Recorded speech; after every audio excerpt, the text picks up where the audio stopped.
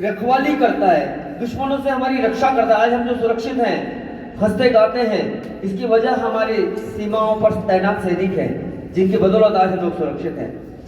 तो वो देश सेवा है। एक सैनिक जब शहीद होता है तो पूरे देश में शोक की लहर व्याप्त हो जाती है और उसकी शव यात्रा में लाखों की संख्या में लोग आंसू बहाते हुए चलते हैं। बड़े सम्मान के साथ उसका अंतिम संस्कार किया जाता है।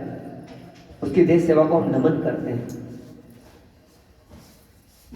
तो क्या देश सेवा केवल सैनिकों का ही धर्म है? हर व्यक्ति, हर नागरिक जो देश को अपना मानता है, उसके अंदर देश सेवा का भाव होना ही चाहिए। मैं देश सेवा कैसे कर सकता हूं? मेरा तो आर्मी में सिलेक्शन ही नहीं हुआ। अरे भाई, इसके लिए आर्मी जरूरी नहीं है। आप अपने घर रहकर भी सेवा कर सकते हो देश की। यदि आप किसान हैं तो खूब मेहनत करके और खूब अन्न का उत्पादन कीजिए, देश को निर्भर बनाइए। और किया है हमारे देश के किसानों ने, आज आत्मनिर्भर हैं हम।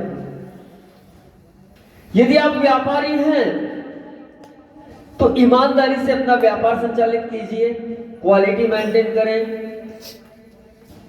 अपना व्यवहार अच्छा रखें, रेट व्यवस्थित रखें, सबका भला हो।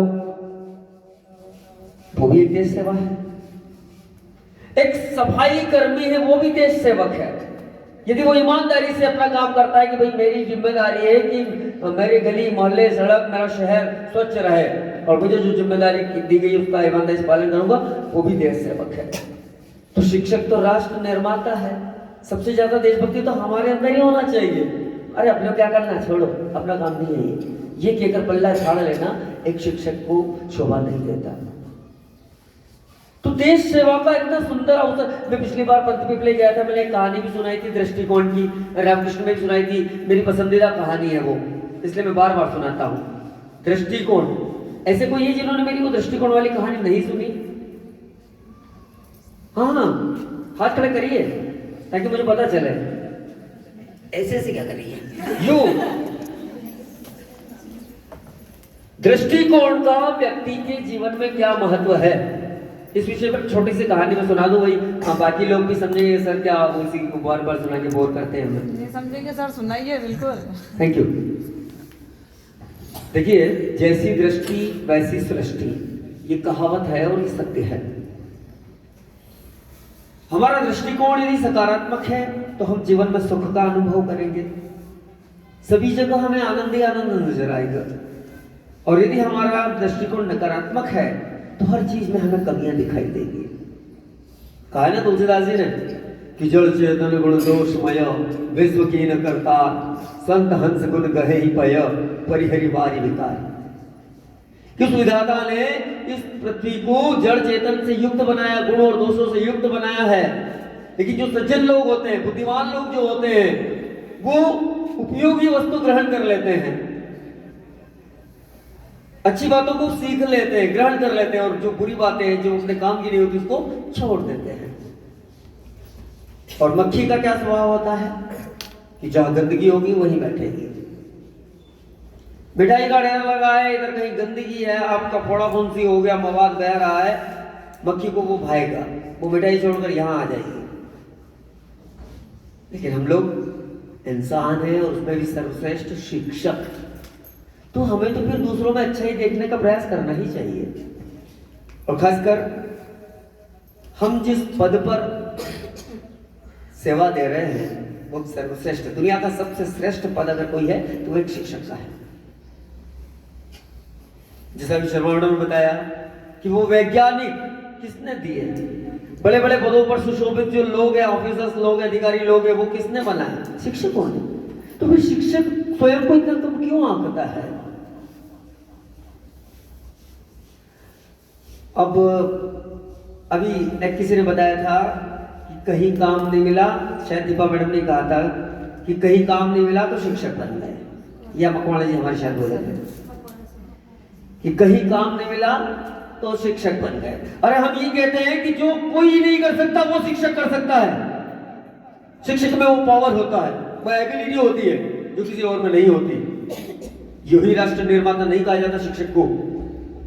लेकिन विडंबना ये है कि हम लोग अपने आप को मजबूर मानते हैं। मैं अपने जीवन का अनुभव बताता हूं। आज 31 वर्ष मुझे इस क्षेत्र में हो गए हैं। सैकड़ों विद्यालय के लोगों से परिचय है, मिलना भी होता है, स्टाफ से भी मिलना होता है। जब मैं टीचर था तब भी मिलना होता था।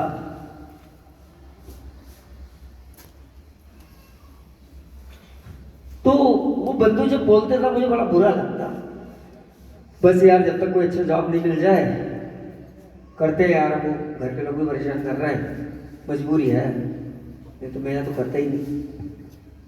अरे भाई क्यों? तो तुम मजबूरी में यहाँ कर रहे हो। अरे तुम जितना वेतन यहाँ लेते हो उससे कहीं अधिक वेतन में आप उसी जगह कर सकते हो, मिल जाएगा जॉब, प्रयास कीजिए, ढूंढिए, कोशिश करिए, आप अगर योग्यता है तो। मजबूरी में नहीं करना। और यदि आप शिक्षक देवयोग से, ये सौभाग्य की बात है भी हमारे लिए, देवयोग से अगर आप शिक्षक बने हैं तो चाहे आपको एक दिन रहना हो, एक माह रहना हो, एक वर्ष तक काम करना हो या जीवन भर काम करना हो, पूरी शिद्दत के साथ कीजिए, अपना 100% दीजिए, क्योंकि समाज ने आंख मूंद कर अपने बच्चों का भविष्य आपको सौंपा है। किसी व्यक्ति को यदि आपने एक दिन, एक माह या एक वर्ष तक भोजन की व्यवस्था की, उसके वस्त्रों की व्यवस्था की, उनसे कहीं अधिक श्रेष्ठ है, उसको 1 वर्ष तक शिक्षा दान दें, क्योंकि आप उसका जीवन बना रहे हो, उसको इस योग्य बना रहे हो कि वो जीवन में अपने पैरों पर खड़ा हो सके, अपना परिवार का संचालन कर सके, समाज और राष्ट्र के विकास में अपनी भूमिका सिद्ध कर सके। इस लायक आप उस बच्चे को बनाने वाले हो, तो आपका काम ज्यादा महत्वपूर्ण है। तो दृष्टिकोण का मैं कह रहा था कि अपने काम के प्रति, एक बार क्या होता है, एक बड़ा सा मंदिर निर्माण चल रहा होता है, बहुत बड़ा विशाल मंदिर बन रहा था कहीं, जैसे अपने अयोध्या में राम मंदिर बना बड़ा सा, ऐसे ही कहीं मंदिर बन रहा था। सैकड़ों मजदूर वहां काम में लगे हुए थे। गर्मी की दोपहरी का समय था, पसीने से लथपथ मजदूर पत्थर तोड़ने में लगे थे। कोई पत्थर उठाकर ले जा रहा है, कोई तोड़ रहा है, कोई क्या कर रहा है, सबसे अपने अपने काम बैठे हैं। ठेकेदार, सुपरवाइजर जिसको बोलते हैं, वो सुपरविजन कर रहा था, कोई नहीं करता, टोका टाकी भी होती, सब होता था। एक महात्मा कहीं से चले आ रहे थे। महात्मा ने आकर के एक मजदूर के पास खड़े होकर पूछा, भाई क्या कर रहे हो? मजदूर बड़ा बेचैन था, चिड़चिड़ा था। महाराज दिख नहीं रहा है, अपने कर्म दंड भोग रहा हूं। वो खुश नहीं है। किस्मत में ये पत्थर फोड़ना लिखा था, फोड़ रहा हूं, क्यों टाइम खोटी कर रहे हो, जाओ। उसका सम्मान नहीं किया उसने, और अपने काम का भी सम्मान नहीं उसकी नजरों में, मजबूरी में बड़ा है। आगे चलती है, थोड़ा और आकर फिर वही प्रश्न अगले मजदूर से, भैया ये क्या कर रहे हैं आप?